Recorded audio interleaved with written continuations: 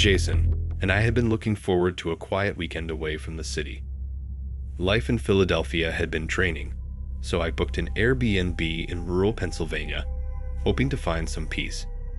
The listing was a cozy cabin nestled in the woods, exactly what I needed to escape the chaos. When I arrived, the place seemed perfect. The air was crisp, and the trees were thick, offering the seclusion I craved. There was a note from the host, Greg, welcoming me and advising me to enjoy the tranquility. The cabin was simple but comfortable, with a rustic charm that made it feel like a real getaway. The first night was uneventful, just the kind of quiet I was hoping for. I read a book by the fireplace and let the stillness of the woods calm my mind. But by the second night, things started to feel off. It was subtle at first, small things that could be easily dismissed. A chair in the living room seemed slightly out of place, as if it had been moved. My toothbrush was damp, though I hadn't used it since the morning. I tried to brush it off, thinking I was just being paranoid. Maybe I was just tired, or maybe I hadn't noticed these things before. But the feeling of unease was hard to shake. That night, as I lay in bed, I couldn't sleep. The silence that had felt comforting before now felt oppressive, like it was hiding something. Every creak of the cabin seemed amplified, and my mind raced with possibilities. I tried to tell myself I was overreacting, that there was nothing to worry about. But deep down, I knew something wasn't right. Sometime after midnight, I heard it, a soft, rhythmic sound, almost like breathing. My heart started pounding as I strained to listen, trying to figure out where it was coming from. It was so faint that at first, I thought I was imagining it. But then it grew louder, more distinct, and I realized it was coming from the closet across the room. I felt a cold sweat break out across my skin as I slowly got out of bed, every nerve in my body screaming at me to run. But I couldn't just leave without knowing what was going on. I had to see. I tiptoed to the closet, my breath shallow and fast, and reached for the door handle. The breathing stopped as soon as I touched it. I hesitated, terrified of what I might find. But I forced myself to pull the door open, half expecting someone, or something, to leap out at me. The closet was empty. Just clothes on hangers and some old boxes stacked on the floor. I stood there for a moment, trying to calm down, telling myself it must have been the wind or my imagination playing tricks on me. The next morning, I was eager to pack up and leave. The cabin, which had seemed so welcoming before, now felt menacing. As I gathered my things, I noticed something that sent a new wave of fear through me. The smoke detector in the bedroom, which I hadn't paid any attention to before, had a small, dark lens embedded in it, aimed directly at the bed. My heart raced as I realized what it was, a hidden camera. Someone had been watching me. I felt violated, disgusted, and terrified all at once. I couldn't get out of there fast enough. I shoved my things into my bag, barely checking to make sure I had everything, and bolted for the door. As I reached for the handle, something made me look back. The closet door was slightly ajar again. I knew I had closed it the night before. My skin crawled with the realization that someone had been in the cabin with me, watching me, moving around while I slept. I didn't waste any more time. I ran to my car, threw my bag in the back, and sped away, my hands shaking on the steering wheel. I didn't stop until I was miles away, back on the main road, surrounded by other cars and people. When I finally calmed down enough to think straight, I reported what I had found to Airbnb and the local police. But even as they assured me they would investigate, I couldn't shake the feeling that I was still being watched, that the nightmare wasn't over. That weekend, what was supposed to be a peaceful retreat turned into a haunting memory. I'll never forget the sound of that breathing, the sight of that camera, and the chilling realization that I was never alone in that cabin.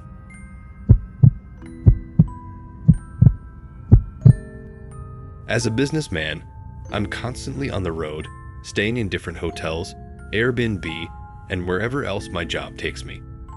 I'd never had a bad experience until this one. My name is Nick, and this trip still haunts me.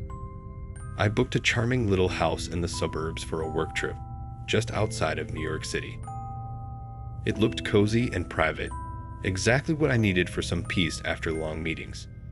The host, Caroline, was a woman in her late 40s with a warm smile and soft voice. She welcomed me, showed me around, and gave me the usual instructions. But there was one odd thing she mentioned. The room at the end of the hall, she said, pointing down a dimly lit corridor, is off limits. Please don't go in there. It wasn't the first time I'd heard an Airbnb host say something like that. Sometimes they keep personal items in locked rooms. So I nodded, not thinking much of it. Caroline left, and I settled in for the night. But as the hours passed, that room started nagging at me. What could be inside that was so secret? The more I thought about it, the more curious I became. The house was quiet, and it felt eerie being alone. Shadows from the trees outside danced across the walls, and every creak of the floor seemed amplified in the silence. On the second night, I couldn't take it anymore. My curiosity got the best of me. I grabbed the spare key Caroline had left for me and tiptoed down the hall. My heart was pounding as I slid the key into the lock. The door creaked open slowly. Inside, the room was dark, except for a small lamp on a desk in the corner. What caught my eye first were the photographs. Hundreds of them, pinned to the walls, covering every inch. At first glance, they seemed like normal pictures, smiling faces of people standing outside the house or posing on the porch. But as I looked closer, I noticed something strange. The smiles weren't real. Many of the faces had an unmistakable look of fear in their eyes. Some photos showed guests in the same rooms I had been staying in. But their expressions were terrified, like they were in some sort of distress. My stomach turned as I realized what I was looking at.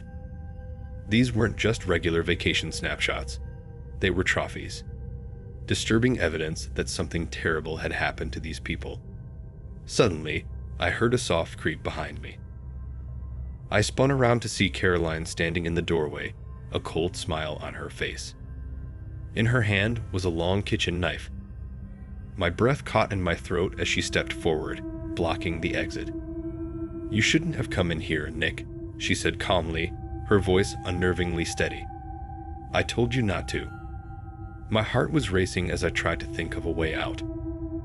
She lunged at me, but I dodged her, grabbing a nearby chair and swinging it in her direction. She stumbled back just long enough for me to dart past her and out of the room. I ran down the hall and out of the house, not stopping until I was safely in my car. I called the police from a nearby gas station, my hands shaking so badly I could barely hold my phone. Caroline was arrested later that night. When the police searched the house, they uncovered years of horror, missing persons, some of whom had never been found. She had been luring guests, tormenting them, and documenting everything like some twisted game. I still can't believe I was almost one of her victims. Since then, I've never stayed in an Airbnb again, and I never will.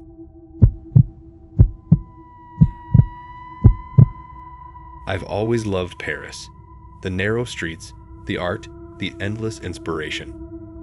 As an artist, I thought renting an Airbnb apartment for a month-long retreat would be the perfect way to get away and focus on my work. The place was chic, modern, and exactly what I was looking for. Pierre, the host, was friendly enough, maybe a little too eager to help, but I brushed it off. Figured it was just his way of being polite. After a few days, though, things started to feel off. I noticed this woman, disheveled, eyes wide with panic, standing across the street, staring up at my window. At first, I thought it was nothing. Maybe she was lost or just a curious passerby. But then I saw her again, and again, always watching. One night, as I was sketching by the window, I heard frantic knocking on the door. My heart jumped. I cautiously opened it, and there she was, the same woman who had been lurking outside. She looked terrified, her clothes torn and her hands shaking. "You need to leave," she whispered urgently, her voice barely audible. "He traps people here. He trapped me. For weeks. I only just escaped. Please, get out while you still can." I froze. My mind raced with questions. Was she serious? Was this some kind of trick? Before I could respond, she turned and bolted down the hallway, disappearing into the night as quickly as she had appeared. I was left standing there, completely unnerved. The next morning, I tried to shake off the incident as a bad dream. But when I went to leave the apartment, I saw them. Bloody handprints smeared on my front door. My stomach lurched. This was real. I rushed to confront Pierre, but when I arrived at his office, it was empty. No sign of him, no trace he had ever been there. Panicked, I grabbed my things and fled the apartment, vowing never to return. I still don't know what happened to that woman or to Pierre. All I know is that I'll never stay in another Airbnb again.